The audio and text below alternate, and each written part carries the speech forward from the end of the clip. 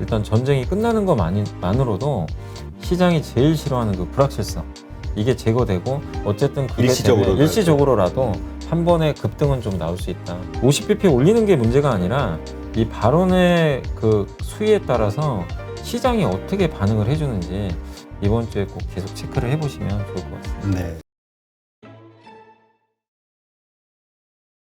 오늘 시장 어떻게 봐야 될까요?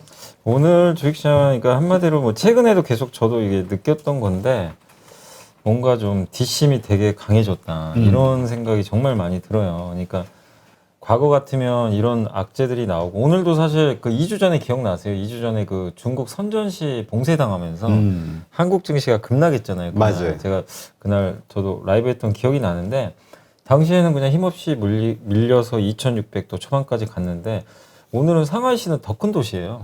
사실 선전시보다 2천만 명이 사는 도시고. 그렇지. 상하이는 뭐. 예, 뭐 세계 뭐 최고 그 큰 도시 중에 하나잖아요. 뭐 세계 또 경제에도 많이 영향을 주는 도시 중에 하나인데 이 도시를 물론 이제 인구를 반씩 나눠서 봉쇄를 한다고 하지만 그래도 봉쇄령이 내려졌고 그렇게 되면 이제 전수조사에 또 들어간다고 합니다. 그럼 사람들은 어쨌든 이동을 못 해요. 이동을 못 하는 순간 중국 뭐 큰 도시가 우리나라 인구의 거의 절반에 달하는 이 도시가 갑자기 아무도 못 나간다고 생각을 해보세요. 그러면 그렇죠. 또 경제 부담이 될 수밖에 없죠. 그래서 사실 국제유가도 빠졌던 걸로 제가 알거든요. 그것 때문에. 근데 그럼에도 불구하고 시장은 이제 중국의 그 정책에 대해서 약간 이렇게 보는 것 같아요. 그러니까 기존에는 그냥 무조건 예전에 뭐 델타도 그랬고 오미크론 최근까지도 그랬으니까 무조건 그냥 봉쇄 다 하고 완전히 0명 나올 때까지 그냥 봉쇄 계속 유지. 이게 정책이었는데 선전시 봉쇄부터 좀 바뀐 게 뭐냐면 일주일 봉쇄하고 나서도 계속 나왔거든요. 근데 그냥 풀어버렸어요. 예, 물론 이제 완전히 다 푼 건 아니지만 그러니까 한마디로 중국 정부도 극단적인 제로 코로나 정책이 아니라 약간 이제 위드 코로나 좀 하겠다. 왜냐하면 이제 중국의 뭐 리커창 총리도 그랬고 올해 중국 경제가 하방의 압력을 받는 걸 다들 알고 있을 거예요. 그러면 그렇기 때문에 올해 5.5% 경제 성장률 목표치를 달성을 하려면 중국이 지금부터 사실 풀어야 돼요, 돈을. 예, 안 풀고 만약에 이대로 두잖아요. 4% 성장도 어려울 겁니다, 분명히. 그래서 공격적인 아마 부양책을 쓸 거고. 근데 이게 오미크론까지 이렇게 터져버리면 뭐 5%가 아니라 4, 3 이렇게 떨어져 버릴 수도 있다 보니까 중국 정부에서도 이제 약간의 그 방역에 대해서도 속도 조절에 좀 들어갔다. 그러다 보니까 투자들이 물론 상해시가 봉쇄당한 건 안 좋지만 뭐 최악은 지나가는 거 아니냐. 봉쇄는. 왜냐하면 또 언젠가는 이게 오미크론은 막는다고 될 문제는 사실 또 아니잖아요. 그렇죠. 예, 너무 전파력이 큰데 중국이 좀 비정상적이었죠, 사실은. 그렇죠. 그동안 그냥 완전 이게 틀어막고 있어가지고. 근데 중국도 언젠간 뚫릴 수밖에 없었어요, 사실은. 근데 그 시점이 왔기 때문에 시장에서 그냥 올 게 왔다. 뭐 그런 정도로. 그리고 이미 선전시 봉쇄 때 한번 또 충격을 미리 받았기 때문에 그래서 오늘 시장이 물론 올라가는 건 아닙니다. 뭐 이렇게 플러스 돼서 막 상승을 하고 뭐 그런 정도는 아니지만 과거랑 다른 거는 확실히 시장 참가자들이 이제는 이런 뭐 악재들에 대해서 좀 이제 좀 새롭게 생각은 안 하는 것 같아요. 이제 뭐 다 알고 있고 그래서 밑에다가 대량으로 매도하는 그런 부분들은 많이 해소가 됐기 때문에 증시가 확실히 이런 뒷심을 기반으로 해서 잘 버티는 건 맞는데 문제는 뭐냐면 위로도 열리진 않아요. 그러니까 우리가 투자하면서 야 지금 안 떨어지니까 네, 다행이다 이럴 맞아요. 수는 없잖아. 와 올라야 신나는 건데. 네, 근데 그게 안 나오는 건 뭐 여러 가지 이유가 있겠지만 큰 틀에선 두 가지 같아요. 첫 번째가 어쨌든 전쟁이 끝나야죠. 네, 전쟁이 끝나야 물가가 안정화될 거 아니에요. 그러니까 원자재 가격도 떨어지고 우리가 그 극단적으로 생각했던 그 스태그플레이션 위험이 어쨌든 전쟁이 빨리 끝나야 뭐 리스크가 좀 해소가 될 수 있기 때문에 근데 아직은 끝난 건 아니잖아요. 그렇죠. 그래서 그리고 여전히 국제유가도 높은 위치에 그대로 있어요. 뭐 경유 가격은 뭐 연일 올라가고 있고 그런 상황이다 보니까 위로까지 올리긴 좀 아직 무리가 있고 또 한 가지가 한국은 삼성전자 비중이 너무나 크거든요. 근데 삼성전자가 빠지진 않아요. 7만 원에서. 근데 오늘도 보면요. 안 올라가요. 그냥 하이닉스는 잘 버텨서 좀 올라가는 모습도 일부 나오는데 삼성전자 자체가 그냥 이게 7만 원에서 아무런 힘이 없어요. 오르면 한 1, 2% 잠깐 올랐다가 빠지면 1, 2% 빠졌다가 다시 그리고 7만 원 유지하고 이 상태로 그냥 왔다 갔다 하다 보니까 주식시장 자체를 올릴 수가 없어요. 삼성전자가 못 올라가는데 지수가 레벨업 할 수는 없는 거거든요. 사실은. 여기다 현대차까지도 부진하다 보니까 그래서 우리나라 수출 기업의 이 두 개 큰 산이죠. 이 산 같은 이 두 개의 기업이 주가가 움직이지 못하고 사람들의 관심도 좀 멀어져 있다 보니까 결국 주식시장에는 좀 부담으로 작용하고 있습니다. 그래서 하락의 힘은 약해졌지만 상승도 못 가는. 그러니까 그러다 보니까 오늘도 마찬가지 그냥 개별 종목끼리 그냥 왔다 갔다 하는 거예요. 뭐 조선주 갔다가 정유주 갔다가 코스닥의 중소형주 일부 움직였다가 그래서 결국 이런 종목 장세가 지난주부터였던 것 같아요. 지난주부터 지금까지 계속해서 좀 펼쳐지고 있다라고 보시면 되겠습니다. 네.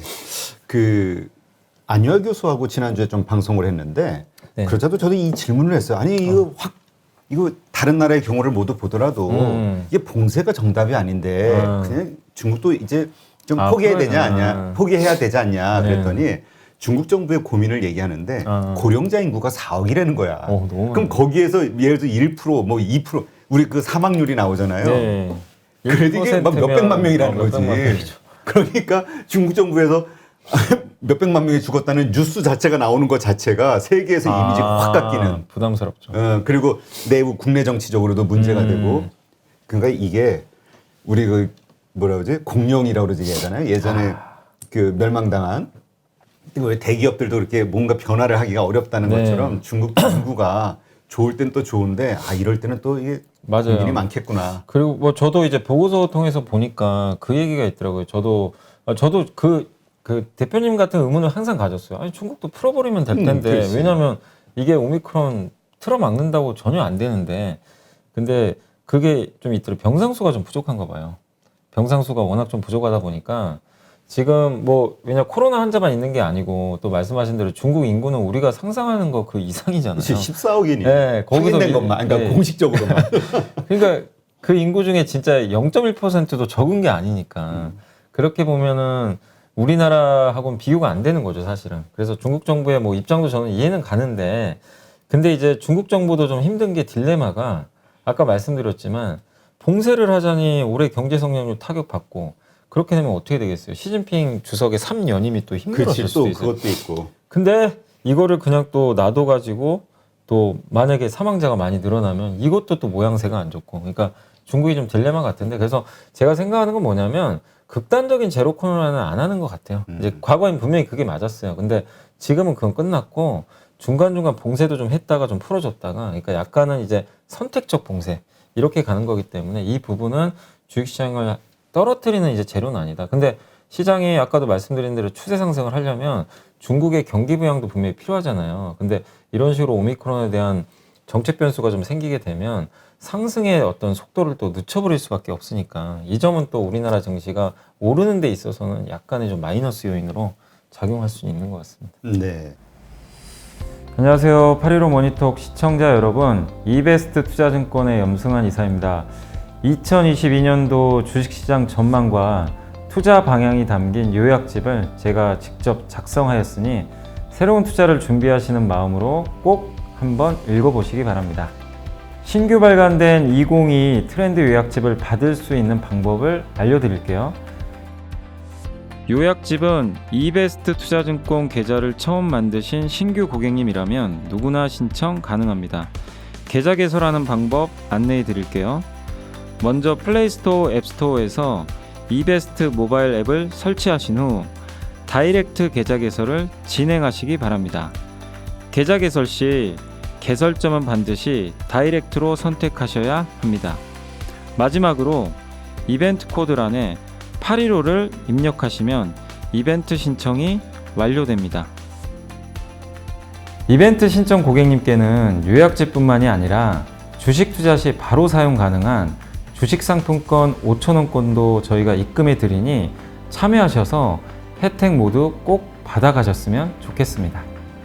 2022년 주식시장 전망과 메가트렌드 산업 내용, 주식 트렌드 요약집에서 꼭 확인해 보세요.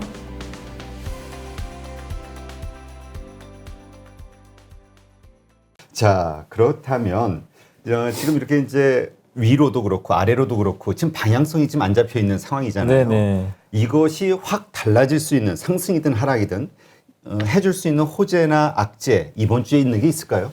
이번 주에는 제가 보니까 그 일정을 저도 한번 적어봤는데 그 첫 번째가 좀 중요한 게 이제 우리나라 시간으로 말씀드릴게요. 3월 30일 날이죠. 새벽인데 새벽에 미국의 그 마이크론 있잖아요. 반도체 그 기업이 실적 발표가 예고가 돼 있습니다. 그래서 그게 좀 걱정도 돼요. 사실은 요새 이제 반도체에 대해서도 우려감들이 크니까 실적 발표하고 나서 과연 이제 어떤 식으로 전망이 나올지가 중요할 것 같아요. 그러니까 지금 아마 IR을 하면서 많은 얘기들이 오갈 것 같아요. 그러니까 중국, 왜냐하면 마이크론은 또 특히 삼성전자 좀 약간 다른 게 중국 비중이 또 높은 기업 중에 하나예요. 중국에 공장도 있기 때문에 그래서 어떤 식으로 좀 발언을 해줄지 그걸 좀 한번 체크해 보시면 좀 좋을 것 같고, 그리고 이번 주에 또 있는 이슈 중에 하나가 중국의 3월 제조업 지표가 발표가 됩니다. 31일 날. 그게 아무래도 중국의 좀 경제 상황을 직접적으로 나타내는 그런 표고 설문조사하는 거거든요. 이제 기업의 구매 담당자한테 야, 어떨 것 같아? 이번 달은 어떨 것 같아? 막 주문 괜찮아? 뭐 고용은 어때? 막 이런 것들을 설문조사를 해요. 근데 구매 담당자는 가장 기업을 잘할 거 아니에요. 그렇죠. 그 사람들의 그 데이터를 그냥 평균화 해가지고 나타낸 거예요. 그래서 50 이상이면 호황, 50 이하로 나오면 불황 이건데 중국은 막 50에서 지금 왔다 갔다 하거든요. 그래서 이걸 보고 아 중국이 좀 앞으로 좋아지겠구나. 좀 변수는 지금 갑자기 셧다운이 또 강화되니까 조금씩 그래서 좀 3월 제조업 PMI 이 지표를 이번 주 목요일 날 잘 눈여겨보시면 좀 좋을 것 같고, 금요일 날은 미국의 3월 고용 지표가 발표가 되고요.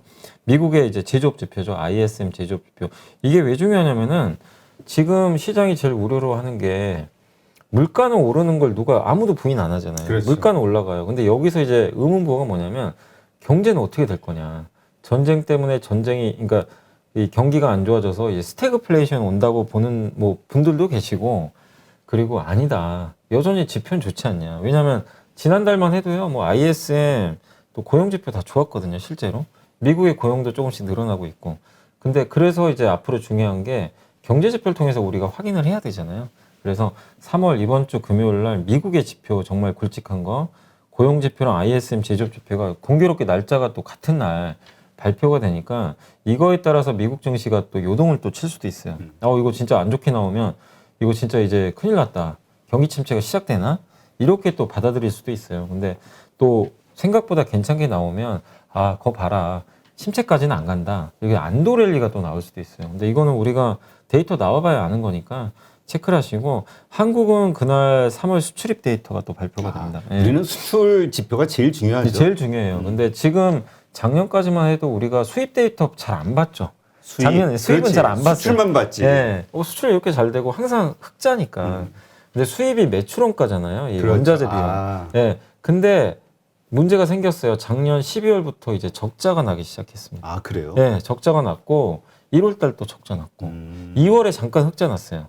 근데 문제가 3월 20일까지 데이터가 벌써 나왔거든요. 20일까지 적자 났어요 또.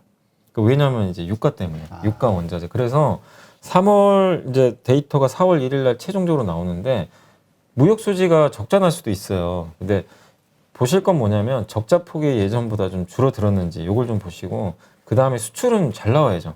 수출이 결국 우리 한국 기업들의 매출액입니다.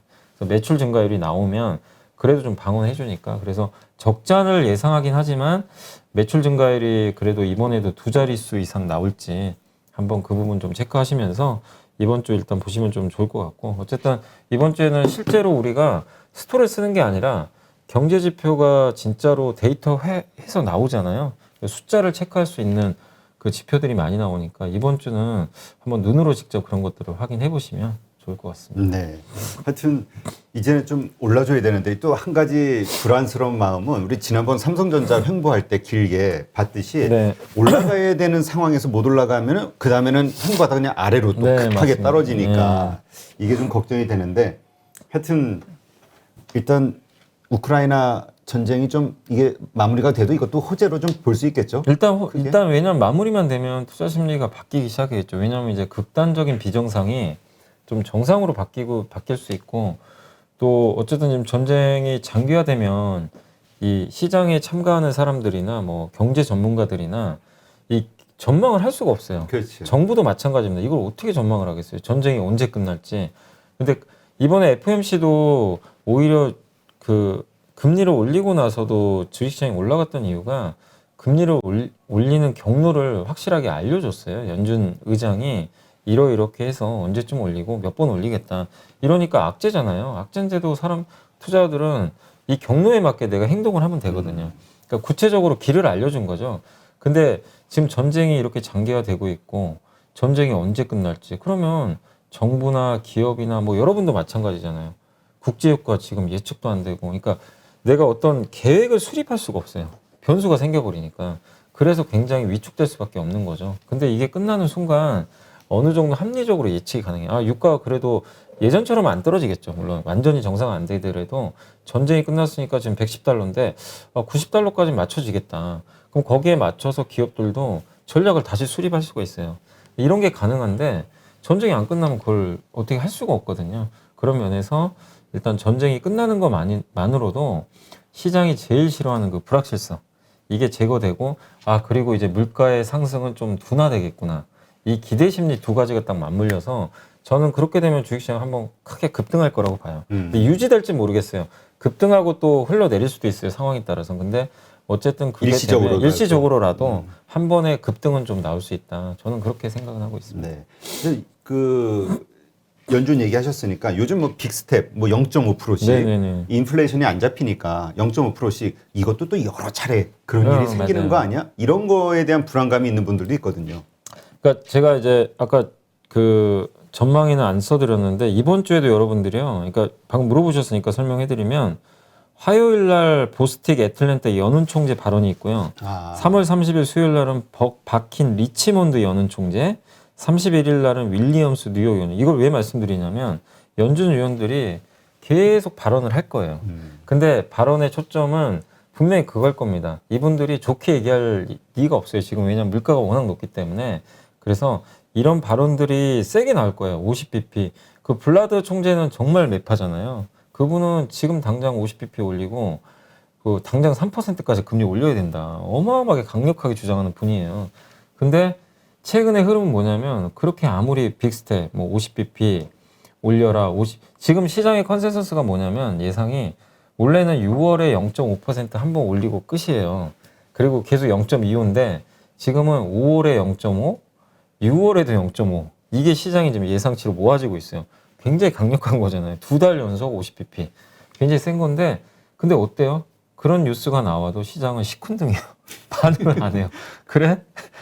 그래서 어쩌란 얘기냐. 그러니까 금리 인상이라는 것 자체에 대해서 네. 한번 딱 막상 인상이 되니까 그 자체가 효력을 영향을 맞아요. 그러니까 잃는 것 같아요. 아마 여기 계신 분들도 아마 제 얘기 이해하실 거예요.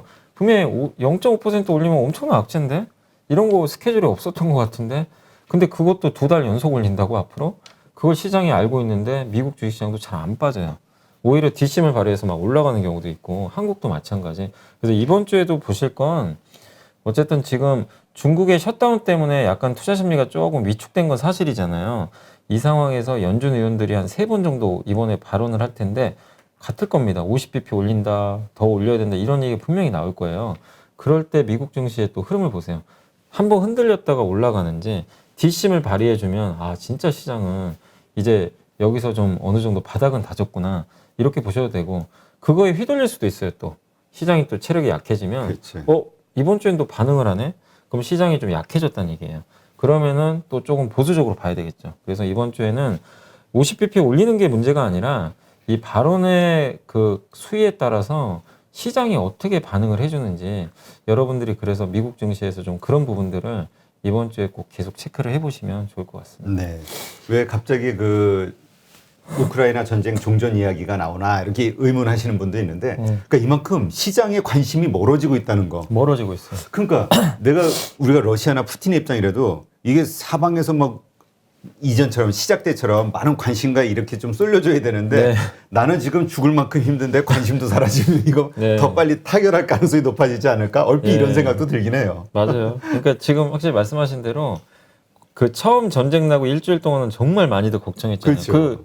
기억나시죠? 막 핵무기 쓴다. 뭐 별의별 얘기 거기다 많았죠. 무슨 체르노빌 원전인가 원전 폭파된다 막 이런 루머들 나오고 정말 극도의 불안감. 그러니까 그걸 상당히 이제 우리가 걱정들을 굉장히 많이 했었는데 다행히 최근은 그런 뉴스도 없고 오히려 지금은 요새 뉴스를 저도 보니까 러시아가 오히려 궁지에 몰린다는 뉴스가 더 많이 나오더라고요. 그러니까 푸틴이 굉장히 이제 압박을 받는 그런 모양새인데 어쨌든 그럴수록 전쟁은 또 빨리 끝날 수도 있어요, 사실은. 그렇죠. 예. 그래서 국제사회 여론도 안 좋고 러시아가 이제 조만간 선택의 기로에 놓인 것 같아요. 종전을 할지는 제가 모르겠지만 그래서 아주 길게 가는 것보단 어쨌든 시장의 지금 흐름은 뭐냐면 조금씩 좀 종전이 다가오는구나. 이렇게 조금씩 시장은 좀 인지를 하고 있다라고 보셔도 좋을 것 같습니다. 네. 그러니까 우리가 여기에 관심 갖는 이유는 이런 것에서 생각 외에 호재성이 예. 또 뉴스가 나오지 않을까 이런 기대감 때문에. 네, 물론 뭐 화학전이라든가 뭐 악재가 나올 수도 있겠지만 이 여러 가지 상황으로 봤을 때는 호재에 대한 기대감이 커지기 때문에 한번 좀 다뤄봤습니다. 네. 누구나 1시간 안에 200개 종목에서 좋은 종목을 고를 수 있는 그런 능력을 배양할 수 있도록 제가 도와드리려고 그렇게 하고 있습니다.